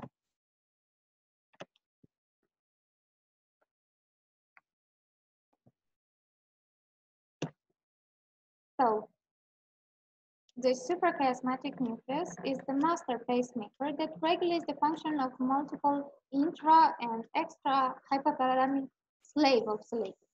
What are slave oscillators? They are other points in the body that also have rhythms throughout the day. You know that the cortisol is being secreted in the early morning, right? And it's not only the cortisol, there are many other substances in the body that are being secreted in a pattern throughout the day. And here you can see comorbidity. Comorbidity is referred to observation that certain pathologies have a predominance to occur in a certain time of the day. So myocardial infarction. Why do you think that we have predominantly in the early morning when we wake up. Okay. Yes. Yes, that's true. You deserve a chocolate. Oh, sorry. Yes, and cortisol. Cortisol is also regulated by the hypothalamus. And all this is to better visualize what impact it has to have a circadian rhythm. Now we go on to pathology. I will talk about pupillary dilation, which is controlled by a sympathetic pathway, which involves 3 neurons. And these lesions, if you cut the sympathetic pathway, which produces mydriasis, you have meiosis, right? And you know about this syndrome. What is it called? Right, it's called the Horner syndrome. And the Horner syndrome is interruption in the sympathetic pathway that maintains the pupils dilated. And here in the right eye, you can see palpebral ptosis, meiosis, and enophthalmos. And this is a 3-neuron pathway. The first neuron goes from the hypothalamus to the spinal cord, and then there is a neuron connecting, so a preganglionic neuron connecting with the ganglion, and then we have fibers that go to the pupil. Any interruption in this pathway leads to Horner. And from here, the fibers go in relationship with the internal carotid artery, and then through the long ciliary nerve to the pupil. And in this case is of a patient who suffered an injury to the carotid artery. Okay, it occurred after a direct carotid puncture for arterial injection. Who would have thought, right? Just by causing a lesion to the carotid artery, you could have a damage to the sympathetic system. Orthostatic hypotension, it also can also occur in diseases of the hypothalamus, because the hypothalamus controls the autonomic nervous system. It has set points for the heart rate, and when you are lying down and suddenly standing up, the pressure tends to fall, but the periphery sends signal to the hypothalamus, look, the pressure has fallen, and then the hypothalamus counter-reacts and induces a vasoconstriction. So you shouldn't have orthostatic hypotension for a long time, because this mechanism intervenes and the pressure is maintained to the same level, because we have set points. You have to maintain this pressure. And when it goes down, and there is this feedback, the hypothalamic complex, and it keeps to the same level. This is a case study that showed that when damage to the hypothalamus is produced, it can lead to self-mutilation. And by using deep brain stimulation, which is electrically stimulating the hypothalamus, the symptoms were treated. I thought that it was interesting to know. Also, the hypothalamus plays a major role in the stress reactions, and this axis, hypothalamus, pituitary gland, and adrenal gland, which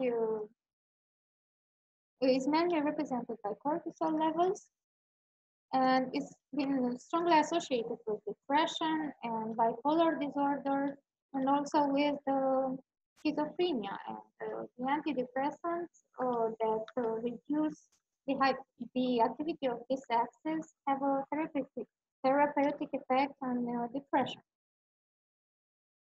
Other other things that you can notice when damage is produced to the hypothalamus is aggression or chronic stress. So these are linked to emotions, to behavior, and are caused because the hypothalamus has links with which system? With the limbic system. We can also have hypothermia, as I said, it's important in regulating temperature, hypersomnia, okay, because there might be lesions involving the retinal, hypothalamic, suprachiasmatic nucleus, paraventricular, spinal cord, superior cervical ganglion, final gland. So all of these, if they are damaged, we can have hypersomnia. Lethargy, self-mutilation, weight or gain loss, and also disturbances of the sexual activity. And regarding the neurosurgical point of view, here we have the pituitary gland, and it has relationships with the optic tracts, and neurons. And when a tumor starts developing in this area, intuitively, the patient will develop vision loss. We can also have disturbances of the appetite, whether you want to eat more or less, and endocrine dysfunction.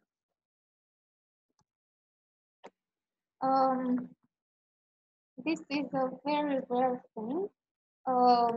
You know about the Recklinghausen type 1 neurofibromatosis. We talked about the first meeting, and very rarely you saw that you can have tumors involving the orbit, and if the patient has already lost the sight, it is recommended to remove the optic nerves in order to stop the tumor from spreading to the hypothalamus. And here you can see the strong interconnection between the optic system and the hypothalamus. Also, there is a special type of epilepsy which is called gelastic epilepsy, and the most striking feature of this is that the patient laughs, and there is this combination between these seizures with excessive laugh or inappropriate laugh and precocious puberty with hamartoma of the hypothalamus. On the other side, crying was not very frequent component of a seizure, and it's linked with psychological dysfunction. So you can differentiate between a seizure that is induced by a lesion in the structure in comparison with the one when there you do not see anatomical anomaly. So laughter, there is damage to the structure. Crying, you should look into a psychological issue. And also we can have a global hypothalamic syndrome. It's not rare, it happens often when there is a hypothalamic, when there is a tumor developing in the pituitary gland, which is just inferior to the hypothalamus, and the pituitary stalk is compressed or invaded. These two, the hypothalamus and the hypophyse, is one community. So the whole endocrine relationship of the hypothalamus with the periphery will be interrupted, and there will be panhypopituitarism, reduced levels in the hormones produced by the hypothalamus. And when this happens, the patient must be referred to the endocrinologist to adjust the levels of the hormones, because the hormones have very important roles in the body. And panhypopituitarism can have several effects, several It can do several damage to the body. Here we have different approaches to the hypothalamus. You can see that it is located deep into the brain, and there are many structures that need to be crossed in order to reach it. You can approach it from below or from above. You can use minimally invasive approaches, such as the transsphenoidal one, entering through the nose, through the sphenoid sinus, and then reaching the hypothalamus. The subfrontal, below the frontal lobe, through lamina terminalis and the third ventricle, subtemporal as well, anterior transcortical, anterior transcallosal through the callosal body. You already saw pictures of these approaches. Posterior transcallosal, posterior transcortical, occipital transtentorial, is going through the tentorium, and inferior suprasalivary. So here you can see it better. Inferior you have the cerebellum and the tentorium, and we go below the tentorium and above the cerebellum to reach the third ventricle. And just to imagine, this would be a transcortical approach through the frontal lobe. It's an anterior approach, and you go through the cortical, through the cortex of the frontal lobe, through the corpus callosum, and then you can see here the Thalamus striate vein and the choroid plexus and foramen of Monroe, and if you cut through here, you get to the third ventricle. And here you can see approaches through the nose, which is a more direct route. You don't do very much damage, but it's used when the tumors of the fingerpinal, the hypophyseal gland, are not very big. And this is a case with a craniopharyngioma. It's a special type of tumor in the cellular part. And what is characteristic of this tumor is that it's very adherent to the structures, and its relationship to the hypothalamus makes it very hard to resect. And sometimes the surgeon should choose to leave some remnants there in order not to exert traction on the hypothalamus. Every traction on the hypothalamus leads to disturbances in all of these functions that you saw. And this makes specifically the craniopharyngioma a very challenging tumor due to these very tight adherences with the hypothalamus.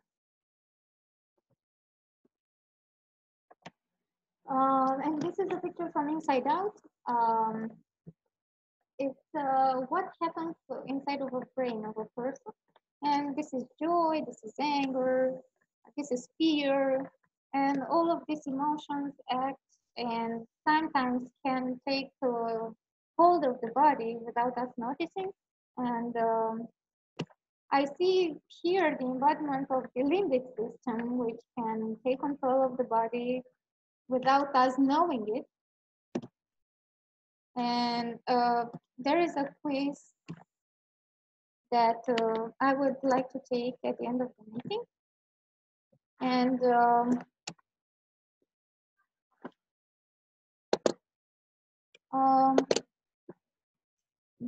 there is a video. I think you.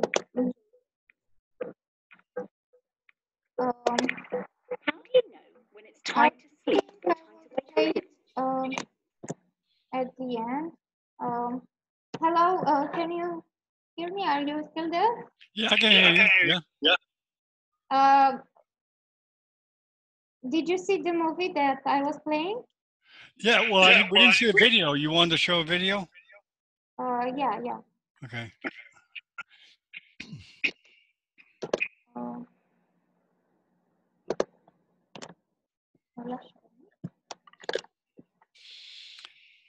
We're new at this too, so we're learning.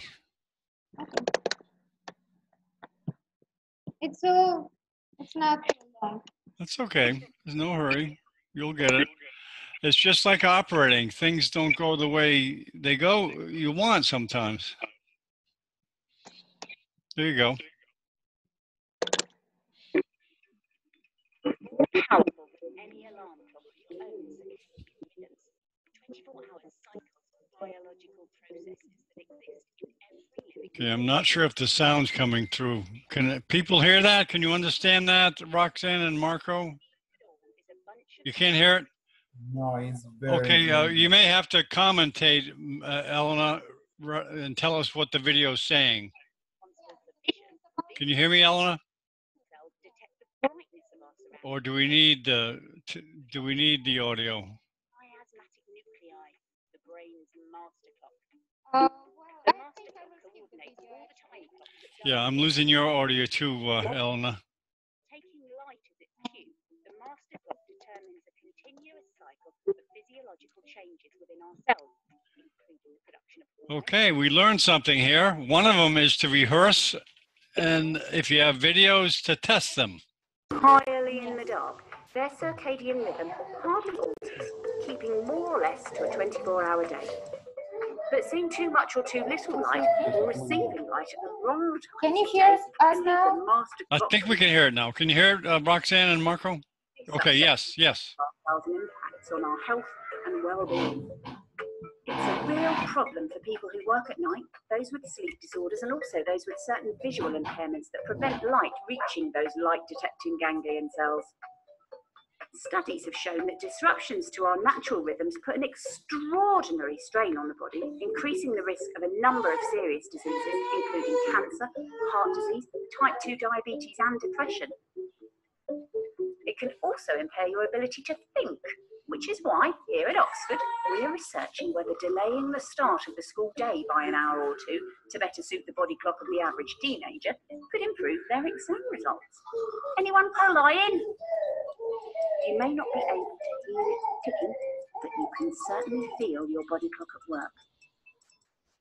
Learn more about the science of sleep and Okay, circadian so rhythms. that Visit was all. www.oxfordsparks.ox.ac.uk. Let's still go. Okay.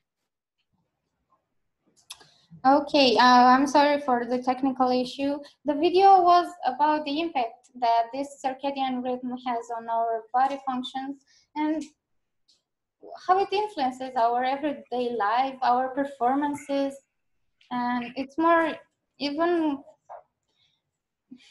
we don't think about it very much, but it's actually very important, and it's also linked to diseases that affect us. And I thank you now for your attention, and Okay. there is a question from the audience. Yes, go ahead. Go ahead. You can get off the screen share, Elena. Please get off the screen share. Yeah, sure. Okay, so we can see you and whoever's questioning. And the person who asked the question, have him walk up to the podium and ask him, please. Ask him. Jonathan here? Yes, he's coming here. Yeah, we want to hear the question. And the best place is where you're at now. Hello. Can you? Hi, introduce yourself, please, and give us a question. Thank you. I'm Andre Ballin, and I want to ask you, so from what I know, blind people also respect the circadian rhythm, so they sleep at night and like they do stuff during the day. But how does this work since they don't get light in the retina? Thank you. Okay, Elena, do you want to take that question? Yes, I will take that question. Thank you. The explanation is very simple. The retinal hypothalamic tract sends information that is not linked to the vision. So even if the eye is blind, So the light gets to these retinal cells can sense the light and transmit it to the hypothalamus, so that the so sight is linked to vision, but the retinal hypothalamic tract does not transmit visual information. You will not see, but the eye will still sense the light, and it's not rhodopsin that will transmit and transduce the signal, it will be melanopsin, and the cells are non-con, non-rod, are different type of cells. Okay, Elena, maybe Marco may have something to say about that. He's an Italian neurosurgeon. Go ahead, Marco. Hi, guys. Please introduce yourself, Marco, please. Hi, nice to meet you. I'm Marco Meloni. I'm a consultant neurosurgeon in Gravedona, northern part of Italy. Congratulate for your presentation. Very nice picture. Thank you. Do you have any input on what she was talking about the tracks and blindness, Marco? What, sorry? Do you have any input on what the question was about the being blind and the tracks, etc.? Did you hear the question or no? Oh, no. It was very clear. Oh, okay. Maybe Dr. Cabulo. Well, you got to meet Marco. Dr. Cabulo, are you still there? Could you please introduce yourself to the audience in Romania? Elena and Francesca and the audience. Are you there, Dr. Cabulo? Or perhaps... yes, thank you so much. I'm Dr. Cabulo from Democratic Republic of Congo, Central Africa. He's from Currently, Africa. I'm a final year. Yes, currently I'm a final year neurosurgery resident at the University of Zimbabwe. Very good. Thank you, Dr. Cabulo. Roxanne, could you please introduce yourself to Elena and the Romanian crowd? Sure. I'm Roxanne Davenport. I'm in North Carolina in the U.S. and I used to work in the medical field, ultrasound and radiology, but I know more about the brain because I have epilepsy. So I wanted to hear about the hypothalamus because they had to remove part of mine. I had left mesial temporal sclerosis and had surgery to remove that, but they took part of the hypothalamus also. So I was just wanting to hear your presentation on it. So. Very good. Thanks for coming, Roxanne. Thank you. Okay, Elena. And you know, one thing, being a doctor, you're supposed to, you know, when you have students, you're supposed to show them the way and to make the future easier. One of the things I want to ask a favor, Elena. Could you do me a favor, Elena? Yes, I will try. I want to meet every student there because it's time that students got over the shyness when it comes to video, because this is going to be a big thing in the future. So I would like to meet every student there. Have them come up to the podium where you're at and say their name and where they're from, please. Okay, so please come. Do you want to come? One at a time. Great, guys, come. Let's go. Let's go. You're a doctor. You trained hard. You should be proud of yourself. You're proud of the work you have done, and I want to meet you. Hello. Hello, my name is Cesar. I'm a fourth-year student, and I'm from Romania, Constanța. Thank you. Thank you. Next, please.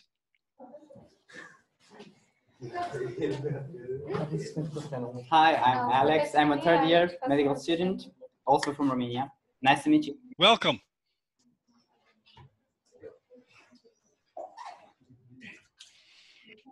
Hi, my name is Catalina. I'm a second-year student, and I'm from Romania as well. Welcome.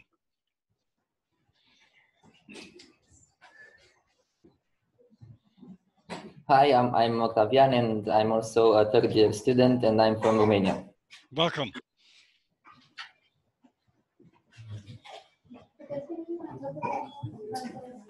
Dr. Go ahead. Hi, I'm Gabriela. I'm a first-year student, and I study in Romania.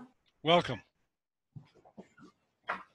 Hello, my name is Andrei. I'm a first-year medical student, and I'm from Brașov, Romania. Welcome.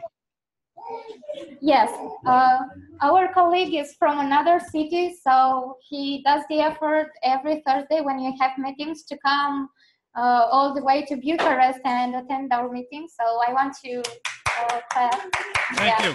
Thank you for coming every time. Who wants to come? Hello, my name is Mihna. I'm a first-year student, and I'm also from Romania. Nice Thank you. Thank you. Thank you. Okay.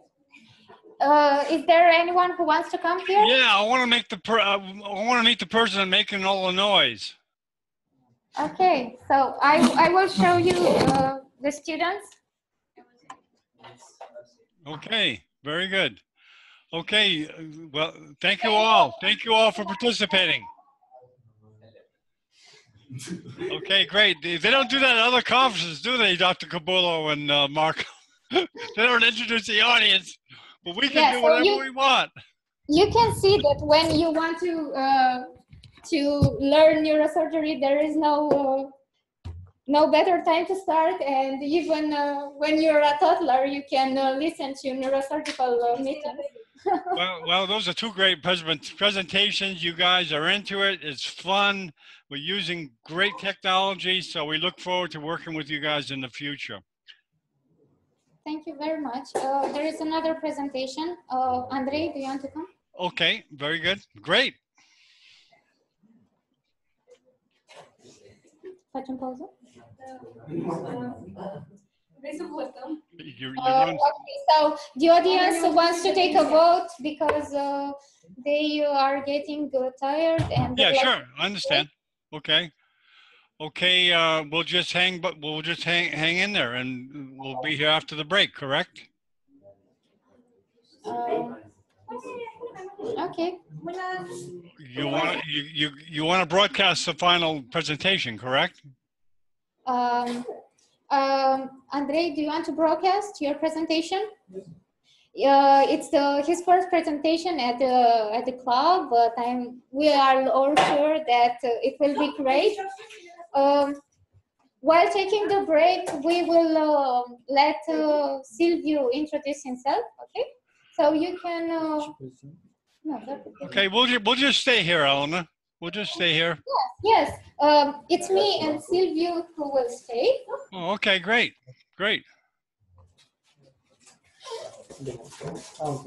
He will be the one to have a presentation on the fornix, and I will let him introduce himself now. Okay. I'm Silvio. I'm a third-year medical student, and I'm here to talk about the fornix. Nice to meet you. I'm looking forward to your presentation.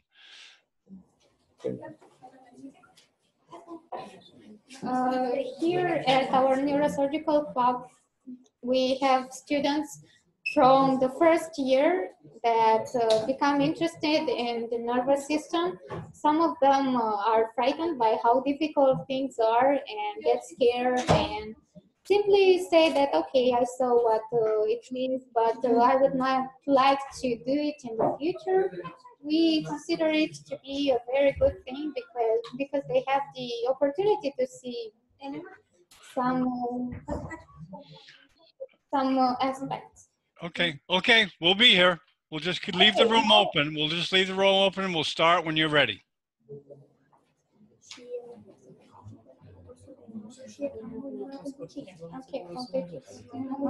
So, how you guys been? How you been, Dr. Cabullo?